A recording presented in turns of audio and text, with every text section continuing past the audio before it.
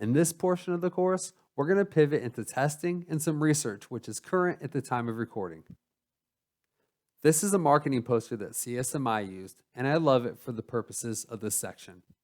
The question it asks is, where do you want to test your athlete's readiness for return to sports? Should the athlete's first major test be on the day that they step back onto the field or court? Or should you test them prior to that in order to ensure that they're safe for testing on the field? Why should we wait until the end point to test our patient? Why can't we test them throughout the rehab process? So in this next portion of the course, I'll talk about the different things that we should be looking at when performing isokinetic testing, as well as how to include isokinetic testing along with the functional testing as part of your overall testing battery. So what are most therapists doing for return to sports testing when they don't have a machine? Well, the HOP test series has become the new standard of testing for them. This study looks at functional hop testing, and it talks about the 3 different types of tests, including the single hop, the triple hop, and the crossover hop. Now, there's also a 6-meter timed hop that can be performed as well. But essentially, you have the patient perform all 3 of these tests on each limb, and the goal is to have at most a 10% difference between legs. This 10% difference is currently the gold standard metric for bilateral measurements in return to activity. So this difference we're going to refer to as the limb symmetry index, or LSI. So if we want the involved leg to be 10% of the uninvolved, then that's an LSI of 0.9 or 90%. Now, I use these functional hop tests and I love them. I also use other functional testing along the rehab course, including single leg step down tests, in which I count the number of reps a patient can perform in 30 seconds for forward step downs. I also like the functional movement screening and testing for movement quality. I do have a couple issues with using hop testing only for return to sports. Remember that a test only assesses what it assesses. Hop testing only tests the ability to hop, which is a functional movement, but it does not test strength directly. Also, hop testing only uses a partial range of motion. A third issue, and one that we'll discuss in this section of the lecture, is that patients with isolated strength deficits may alter their landing mechanics with compensations, which can overestimate their readiness. Now, don't think that I hate hop testing. A lot of therapists hear that I use isokinetic testing, so they assume that I don't use hop testing at all, and that's not the case. And I love hop testing because it analyzes the patient in a way that you cannot with isokinetic testing. So again, it's a combination of the isolated strength test with the functional test. That's the key. So let's talk about functional versus isolated testing. This first study by Cristiani et al. In 2019 looked at over 4,000 ACL reconstruction patients at 6 months post-op, and they tested them with hop testing and for isokinetic quadriceps and hamstring strength, and then looked at how many patients had achieved 90% LSI in each of these tests at the 6-month point. And what they found is that while 68% had a symmetric single leg hop test, only 35% had symmetric quad strength and 47% had symmetric hamstring strength. And when you combine all these tests into a battery to look at strength and function, only 1 in 5 or 20% of the subjects had symmetry.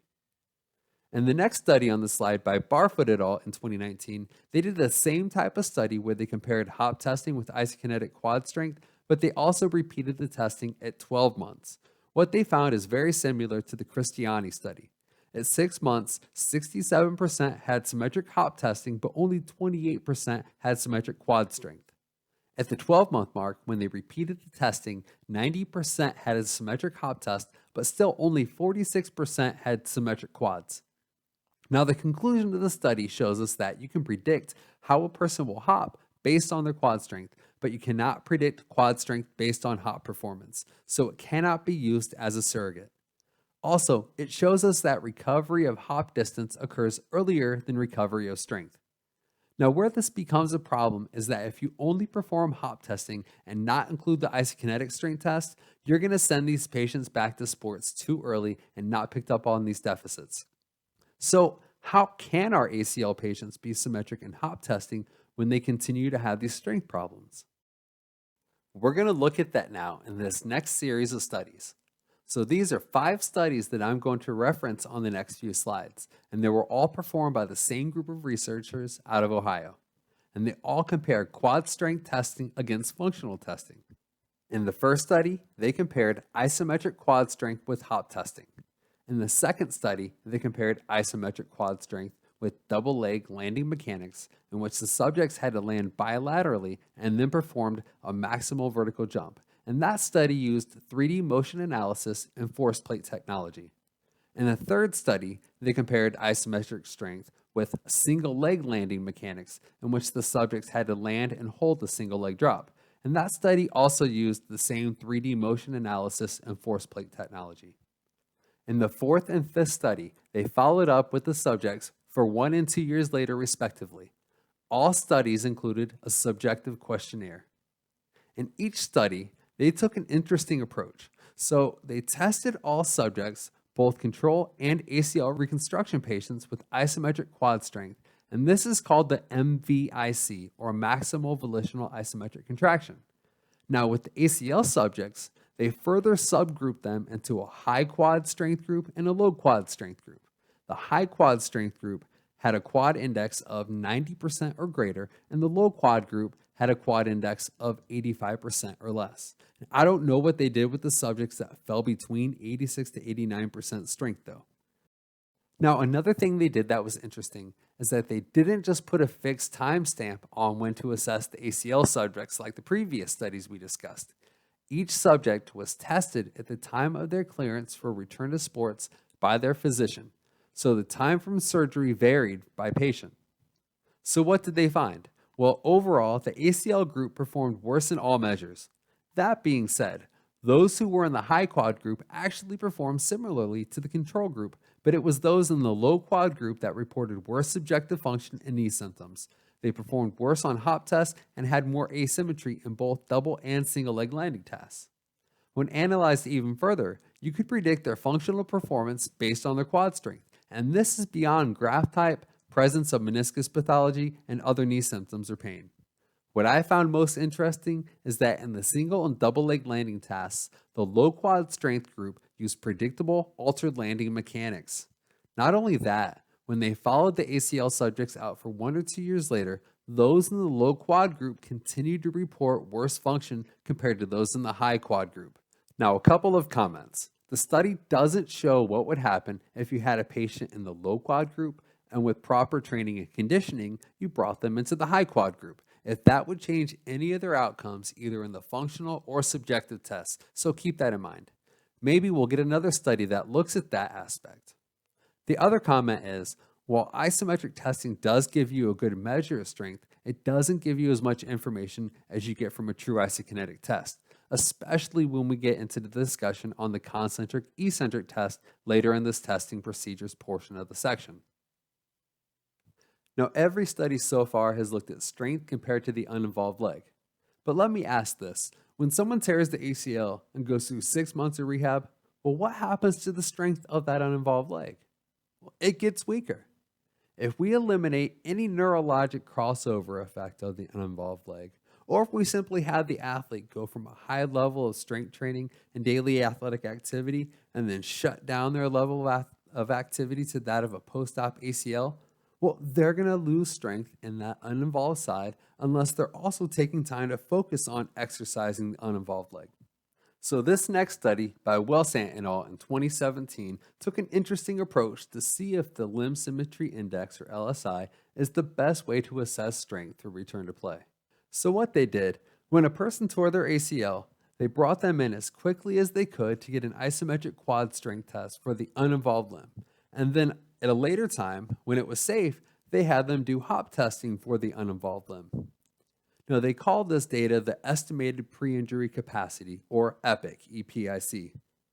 Then they had their ACL reconstruction surgery, and they went through 6 months of rehab. And at the 6-month mark, they retested them with the isometric quad and the hop test, but now this time for both limbs. And they compared the injured leg to the uninvolved leg at that time, which is the LSI data, as well as against the EPIC measurement. So the results: 57% achieved symmetry for the LSI for quad strength and all hop tests, but only 29% achieved symmetry for the same with the EPIC. Of the subjects who achieved the LSI symmetry, only 66% had epic symmetry. So this shows that you can see a big difference, which is about half the amount. Now, they also looked at a second ACL rupture in both the contra and ipsilateral side for this group. And they found that the EPIC level was much more sensitive in predicting a second injury. Now, they don't break down the difference in the quad versus hop symmetry, and it's only considered as all tests or a testing battery as a whole. Another thing what I would like to see is the comparison on difference between the uninvolved right after injury compared to the 6-month retest, both on the uninvolved side, to see how that changed. This might be something that a new study can look at if anyone has the research bug. Now, let's be honest, we normally don't get the chance to test our patients right after their injury, and we usually don't see them until they come in right after their surgery. So what's another good way that we could, or another good measure that we could use other than the LSI?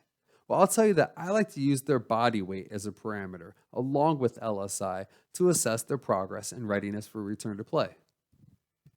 This next study by Angelazzi et al. In 2012 used a different aspect of strength testing, and that's the rate of force production or power development. The reason for this is the fact that in order to do many daily and especially athletic activities, you have to be able to develop adequate torque in less than 200 milliseconds. But when our patients are doing isometric maximal quad strength testing, it takes them over 300 milliseconds to achieve their maximal torque. It's also stated in this article, as well as others, that a major factor in rate of force production is actually neural drive. So that takes us back to the conversation earlier about neuromuscular adaptation and the SAID principle. So they wanted to see not just how long it took their athletes to get back to their maximal strength, but how long it took them to recover their power too.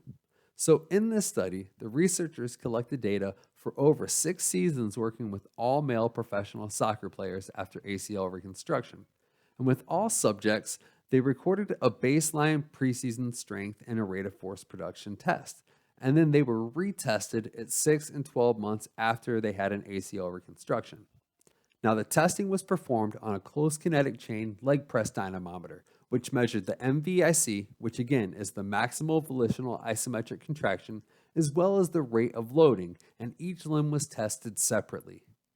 They delineate the rate of percentage of the MVIC. So on the slide, you'll see an RFD 30% MVIC, and that means the rate or time it takes to hit 30% of their maximum strength. An RFD 50% is the time it took to hit 50% of their maximum strength. And you can see this visually on the graph on this slide. So what they found was that at 6 months post-op, the average strength, or MVIC, was 97% recovered compared to the preseason measure. Now, this is way higher than what we saw in previous studies, but keep in mind, this is a closed chain strength test and not an isolated quad, which has major neurologic strength deficits after ACLs. And another thing to keep in mind is that these are elite athletes here versus just active non-athletes. Either way, the average max strength was 97% recovered at 6 months, but when we look at the rate or power, it's much less. The average rates of 30 and 50% was 80 and 77% recovered respectively. But the rate to hit 90% of the MVIC was only 63% recovered. So the researchers decided at this point to put the athletes through an additional 20 weeks of rehab with a focus on power training. And then they retested them again at the 12-month mark. And it was only at this mark that all RFD measurements were above the 90% recovery for the pre-injury baseline. Now, my caveat for this study is that we don't know at what point before that 12-month mark that they hit these numbers. It may have been right at 12 months, but it may have occurred earlier for each athlete. Nonetheless, the clinical finding is important. Maximal strength develops before power does. So assessing your athlete for this is useful in determining appropriate return to play. And if we look at what we've done so far with these studies, you'll see that your post-op ACL patients will regain hopping ability first, and they may be doing so with compensations because an isolated quad strength occurs later. And then we look even further and see that power occurs even later than maximal strength. So it's just another parameter that we're going to analyze and try to get a good test interpretation on. And I'd love to see this type of study being done, but looking at isolated quad or hamstring strength and power recovery. Again, not to beat the eccentric loading dead horse anymore, but I already have. It would be great to see this done with an eccentric power test and not just isometrically. Again, any researchers out there that want to look at this and have that research bug, there's a lot of good isokinetic research projects that still have yet to be explored. So when should we begin testing? Do we only use it at discharge or when deciding if someone's ready for a return to sports? This is a study done by Harpa et al. In 2015, and they wanted to look at ACL reconstruction patients in the early phases of their rehab as a way to track their progress. In the study, all ACL reconstructions were done with the semitendinosus and gracilis grafts, and the researchers assessed their isometric maximal strength at 4, 8, and 12 weeks post-op. In both muscles, the strength symmetry improved over time, with the quad index improving from 58% at 4 weeks to 82% at 12 weeks. And the hamstrings, which was the graph that they used, it improved from 54% at 4 weeks to 76% at 12 weeks. So this study shows you that you can safely use isometric testing to test your ACL reconstruction patients early on. And as you'll hear later in the course, I like to use isometric testing in most of my patients regardless of their pathology in the early and middle phases of rehab as a way to track their progress. This next study, performed in 2021, looks at early strength testing after ACL reconstruction and how it can affect return to sports strength testing. In this study, they took 63 ACL reconstruction patients who were all between the ages of 12 and 18. They tested their isometric quad strength at 3 months post-op, and they found that those who scored greater than 70% LSI at 3 months were likely to achieve greater than 89% LSI at return to sport testing. Those who scored less than 70% LSI at 3 months post-op were less likely to achieve greater than 89% LSI at return to sport testing. So an isometric test early in the rehab process can identify those at-risk athletes who may have difficulty regaining all their strength for return to sports. This next study is a few years old and came out of South Korea in 2000. In it, the researchers tested their ACL reconstruction patients after an average of 20.2 months post-op for both concentric and eccentric testing of the quad and ham. Now, they then compared those findings with the modified Cincinnati scale, which is a standardized outcome measure that's commonly used in rehab. And what they found was the deficiencies in the eccentric quadriceps strength correlated the most to the lower scores on the functional outcome measure. So when we move into the testing segment and the videos in a few minutes, I'll teach you how to perform the concentric eccentric test so you can use it with your patients. Finally, I've included these last two papers as most of your patients won't be ACL reconstructions looking for return to play. One of the biggest reasons we test in the clinic is for baseline measures and progress measures of just ordinary people, your regular patient that walks through the door. Baseline testing allows us to find strength and load tolerance deficiencies so that way we can target the therapy interventions. And just like it sounds, the progress report testing shows us the progress that the patient has made. So the first concept on the slide is the envelope of function, and it discusses that with an injury, the patient will be able to put a certain amount of load into the tissue or system without symptoms, but anything above that load, and then they get pain and dysfunction. And that system could be the knee extensor mechanism or the rotator cuff, for example. So whether it's squatting, jogging, descending stairs, repetitive reaching, or whatever, anything that they're able to perform symptom-free is the current envelope of function, and anything above that is their pain and their dysfunction.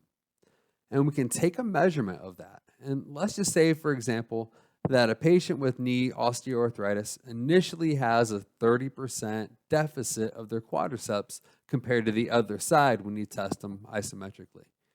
Now, you could get into the discussion of whether it's the weakness that's causing the pain and the symptoms, or you could say it's the pain that's causing the weakness. But either way, the deficit is there and it shows up on testing. So then that leads us into the second part of this slide, which is the physical stress theory. And in it, we know that if we put a stress into that painful or weakened tissue, an appropriate level of stress, I should say, that we're going to get an adaptive response and the strength will go up as the biologic tissues adapt. Now, the injured tissue, it might be musculotendinous, but it might not be. We could even think that since we're measuring strength, that it's always the quadriceps or the quad tendon that's going to be the dysfunction. But with knee osteoarthritis, it could be the cartilage of the joint not liking the load going through the knee. And then that could be leading to the pain that reduces their strength, either directly through the tissue strength, or it could be that just the pain is not allowing the patient to push through any harder. But either way, now you spend 4 to 6 weeks desensitizing the system, allowing the tissue to adapt, get stronger, and tolerate more load and tension. So ultimately, the patient's envelope of function increases and the strength measure goes up along with it when you retest them for the progress test. So it gives you as the clinician and the patient a chance to see that they're improving, not only subjectively and functionally, but objectively with precise measurements and numbers.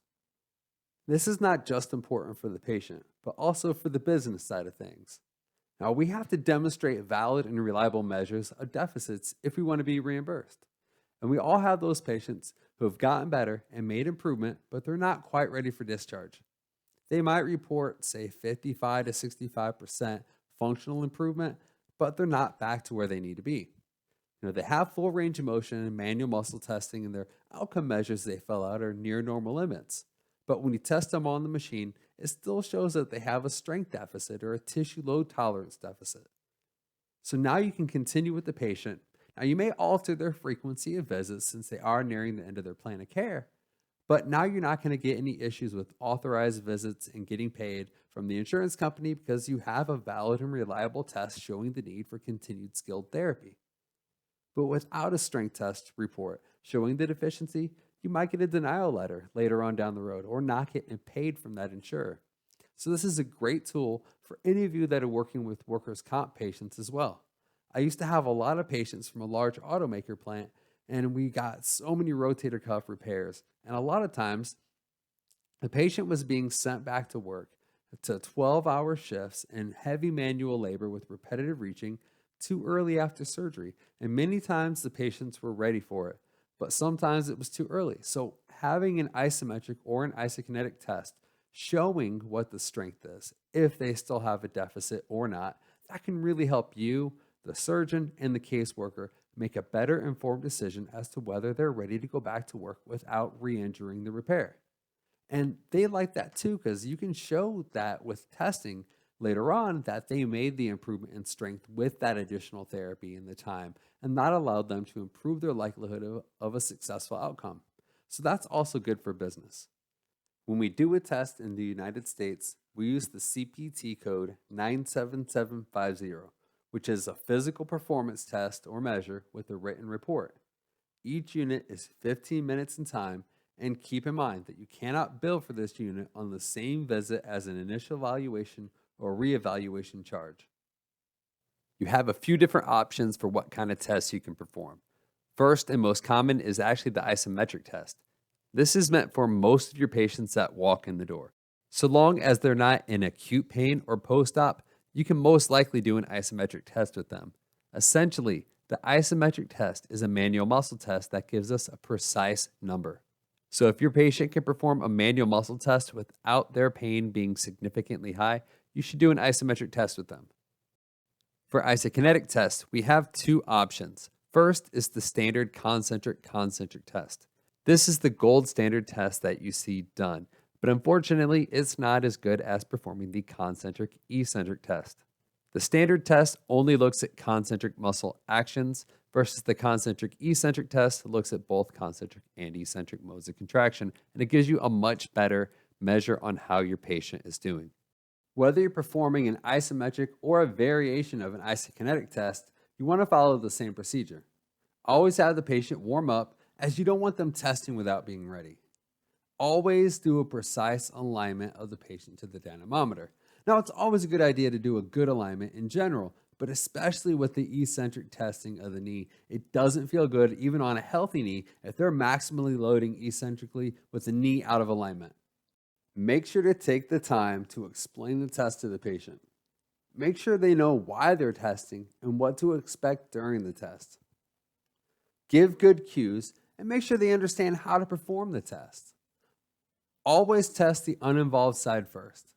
This gives them a chance to do the test on the side that isn't injured, and that can reduce any apprehension they have. Always give the patients warm-up reps, and really the purpose isn't just for warm-up, as they should already be warmed up, but really it's for familiarization.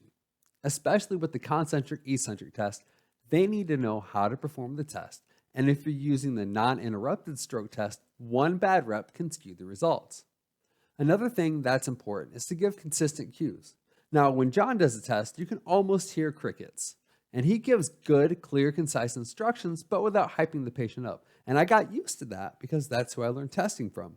But then when I went to the NFL Combine for the first time, hearing some of the other clinicians there doing the test surprised me. I mean, you could literally hear one of the testers from all the way at the other end of the hallway and around the corner because she yells so loud. And honestly, most of the athletes there respond better to her because she hypes them up and they give good tests. But what you can't do is be quiet for the uninvolved limb and then get loud for the involved limb because that's not going to give you a valid test. So however you approach it, just be consistent. Now, I have this next one here highlighted in red because it's a new concept for many people. Do you test your patients warmed up but fresh, or do you fatigue them out before you test? And the answer I'll give you is that it depends. When I'm doing a baseline and just general progress testing, I typically go fresh. But if I'm doing a test to determine return to play, I'll try to fatigue them out a bit before the test.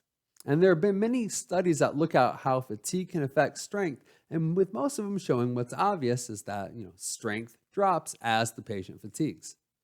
And the way I like to think about it is, I just don't want to know how they're going to perform at the start of the game or the practice, but I'm really concerned with how they're going to do, especially when they're fatigued in those final minutes of play, when they're either winning and fighting hard to maintain the lead, or they're losing and they're fighting hard to try to win.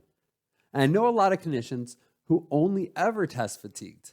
So it's one thing to think about. And the final point here is you want to allow the patient to cool down afterward and take the time to go over the test results after you've analyzed it. They want to know how they did and what it means to them in their return to play or their progress. So make sure to give them the relevant information and try not to overload them with every data point on the paper. If there's a parent with them, I like to bring the parent back there with them and go over the test. And if they can't be there, I'll even let the athlete video record my explanation of the results because the parent's going to want to know how they did also. Before we get into the actual test videos, first I want to talk about alignment. No matter what machine you're using, we have to align the axis of rotation of the joint to the axis of rotation of the machine. For the knees, there's a few different angles you need to look at. First, make sure the tibia is parallel to the dynamometer arm. Next, make sure that the lateral epicondyle for the knee is at the same height as the axis of rotation of the machine. Lastly, check for proximal and distal. Make sure that lateral epicondyle lines up with the rotation of the machine. Now let's watch a video of an isometric test. In this video, I actually traveled to CSMI up in Boston, and we're in the warehouse working on a brand new machine. And here I have Rob Potash as my model, and he actually had a knee injury at the time of filming. Here you're going to see me setting up the patient, and I've done this 1,000 times, so I do it really quickly. But take your time and look at the knee from each of those different angles and views. The more you set up a joint, the faster you get with it. And notice here that I'm using the contralateral limb stabilizer, and that's to keep his other leg from moving up and down and help him stabilize. Now this is more important when we're doing the isokinetic testing, but it's just good practice to get into using. And you also want to strap down the testing limb nice and snug, and don't forget to use the seatbelt to keep the patient down in the chair, as well as have them hold on to the handles to keep them in the chair.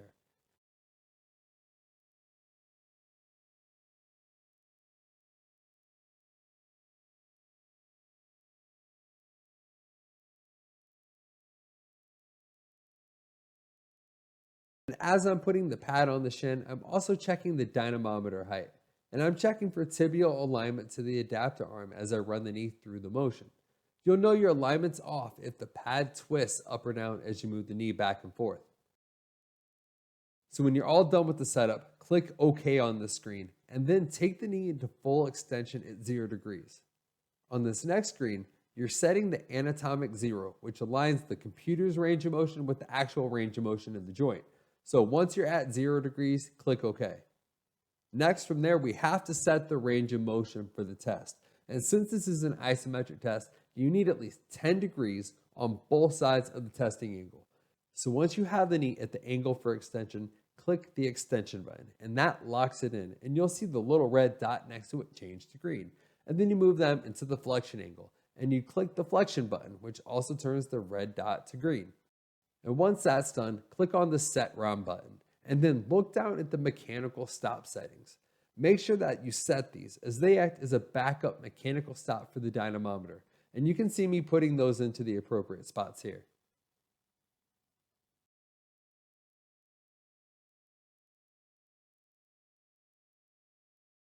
Once those are set, go ahead and click OK, and it'll move you right into the warm-up reps. And remember, we have 2 reps at easy pressure, 2 at medium pressure, and 1 as hard as they can. What you want to look out for here is you got to make sure that they're not preloading the adapter arm. So I usually tell them, on your mark, get set, go. Or I'll use ready, set, go. Or I'll say 3, 2, 1, go. And I don't even start that command until the rest clock between reps is completely run out. Another thing to look out for is that they're actually holding the pressure all the way through to the end of the rep. After doing the 2 easy pressure reps, I ask them how it felt.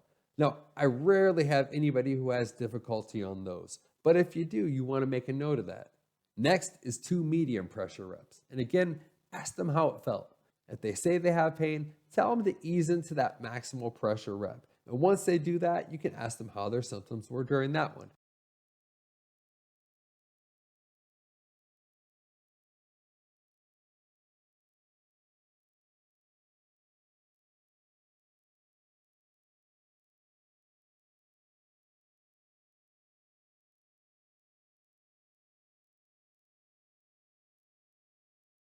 Now, if they do well on that max effort rep with minimal discomfort, for the test reps, don't just tell them to push hard, but tell them to actually explosively push into it, almost like they're kicking the pad.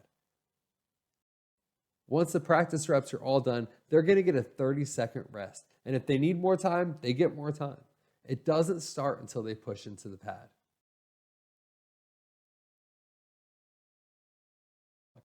The test procedure is exactly like the warm-ups, with the exception is that all 3 reps are now at 100%.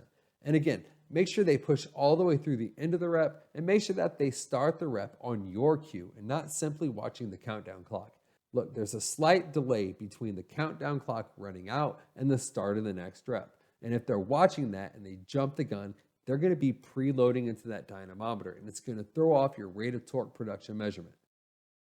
Another note on this, look at your patient's face. They should visually look like they're pushing as hard as they can, and if they're not grunting or squeezing the handles, getting flushed in the face or spitting a little bit, showing a maximal effort, then they may not really be pushing as hard as possible. The next test type is the standard isokinetic test. And this is the gold standard test that you've seen done for years. This test is typically performed at either 1 or up to 3 test speeds. The slow speed is 60 degrees per second, and then the faster speeds are 180 or 300 degrees per second. But a lot of clinicians are only using the slower speed nowadays. With the standard test, the patient pushes up with the quadricep and then they pull back down with their hamstring. This test only measures concentric actions, and it does not measure that important eccentric mode of contraction. Let's get into a video showing this test. 3, 2, 1, go. Easy. Down easy. Up medium. Down medium. Up hard.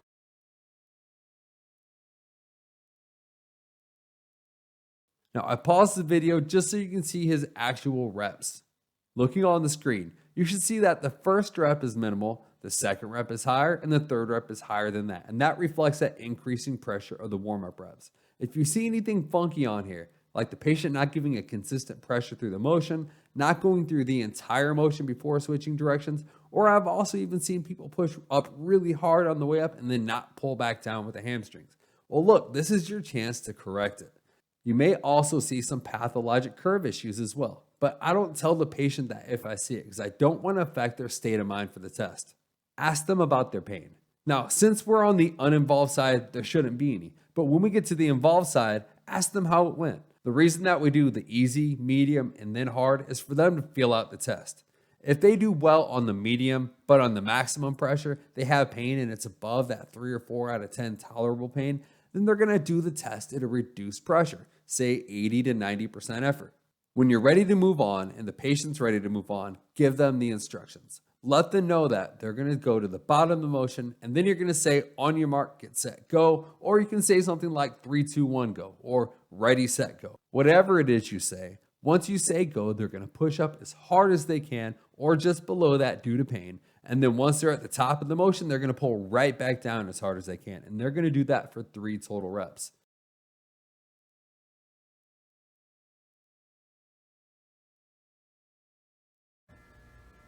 All right. I'm good. You ready? Bring it down and I'll count you off. 3, 2, 1, Go push, push, push, push, push, pull, pull, pull, pull, pull, pull, pull, push it, push it, push it, push it, pull, pull, pull, pull.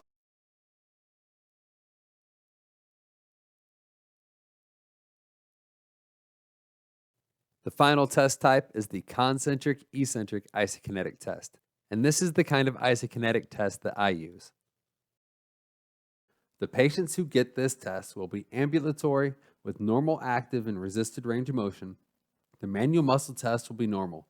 These are your patients who are generally trained and have minimal pain that doesn't limit their ADLs, but they have to modify or restrict their exercise or sports. If you did an eccentric isokinetic intervention on the first visit and they tolerated it and performed it well, then this is a good test for them. If you did an isometric test and it showed minimal bilateral difference, or if at their first visit you did an isometric test and then after working with them for 4 to 6 weeks and now you want to retest them and they've made progress, you can test them with the isokinetic test. Go right ahead. For your surgical patients, you can test your ACL patients after 20 weeks and your total knee, rotator cuff repair, SLAP 2-4, and Bankart repairs after 16 weeks. For your Tommy Johns and Achilles tendon repairs, you also have to wait until 20 weeks.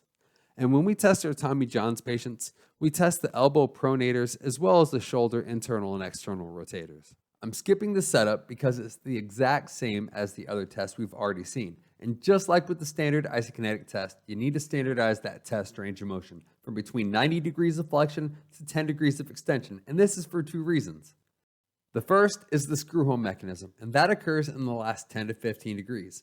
You don't want to be loading eccentrically with maximal force as that tibia locks and unlocks underneath the patella, giving it compression. It's not going to feel good, and you'll even get a little dip in your torque curve because of it. The second reason is that we're now testing the hamstring eccentrically, and as that knee extends, they're pulling down as hard as they can. So that muscle is maximally contracting as it's being stretched across the knee joint. And when you couple that with being in the sitting position with the flex tip, that's putting a huge load on the hamstrings. And if you take them all the way out to 0 degrees, that's not going to feel good. So stop the motion at 10 degrees. I can't say this one enough. You're either going to cause a hamstring strain or give them pain, or you're going to irritate the patella. And it's going to give you a false positive of a bad test. The other thing I want to point out is that when you do an eccentric quad contraction, as they push up into the adapter pad, their thigh is going to push down slightly into the chair padding. And when that happens, it changes the axis of rotation of that knee slightly. And if you put their extension to 0 degrees, and when they do an eccentric quad rep, it's going to make it really difficult to hit that minimum torque threshold to start the rep. Here again, we have Rob Potash, and he's demonstrating the test for us. He's starting out with his 5 warm-up reps, 2 at easy pressure, 2 at medium pressure, and 1 as hard as he can. And watch, you'll see that he's doing his quads the whole time. He's always pushing up. After his last rep, use that full 60-second rest. Ask him how it felt. And if you see the quad curve not increasing as the knee flexes to at least 70 degrees, make sure you let them know that they need to keep pushing all the way through to the end and the bottom of the motion. And to be honest with you, when I do this test, I don't think of it as 3 separate test reps. I like to think of it as 1 rep That just bends and straightens the knee 3 times, and that way they keep applying pressure the whole time. And if you explain it to them that way, you'll get pressure throughout the entire range of motion, and you'll end up with higher torque on the test. Now that the rest is completed, go ahead and move the knee to the full flexion angle to start the 3 test reps.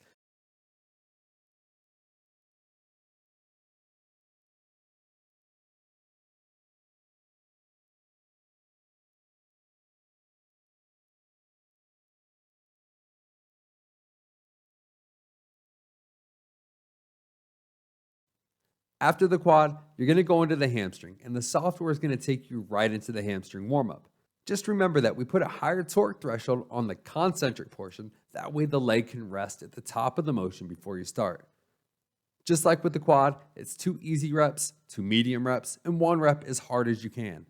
After the warm-up, make sure to ask them how it felt. And keep in mind that if your ACL patient had a semitendinosus graft, this might be the first time that they're loading 100% of their maximal eccentric extension. So especially with them, make sure to ask them how that 100% rep felt. Also, make a note of the hamstring torque curve, especially eccentrically. The torque should either continue to increase slightly until 10 degrees of extension or at least stay consistent. If you see the torque curve drop in those last 10 to 20 degrees of extension, make sure to ask them if they're continuing to pull down the whole time. Now, they might be doing it simply because they anticipated the end of the range of motion. They may also do it because there's pain or they're afraid that they're going to cramp, or they may not be able to do it because of neurologic inhibition. Either way, if they can't produce torque all the way through the end of the range of motion, that's going to put them at risk of a hamstring strain. And I'd expect to see it if that was their hamstring graft and this was their first eccentric concentric test at week 20 after their ACL. But we don't want to see this at that, month 7 or 8 when we're determining the return to play. So if you do see it, that lets you know you have to continue to train that hamstring eccentrically in that end range. After the minute rest, you bring the limb to the top of the motion to start the test. And use the same commands. Either say, on your mark, get set, go, or ready, set, go, or 3, 2, 1, go. Also, make sure that you're consistent with your verbal encouragement. Like I mentioned in the earlier test modules, look at that torque line for the general shape.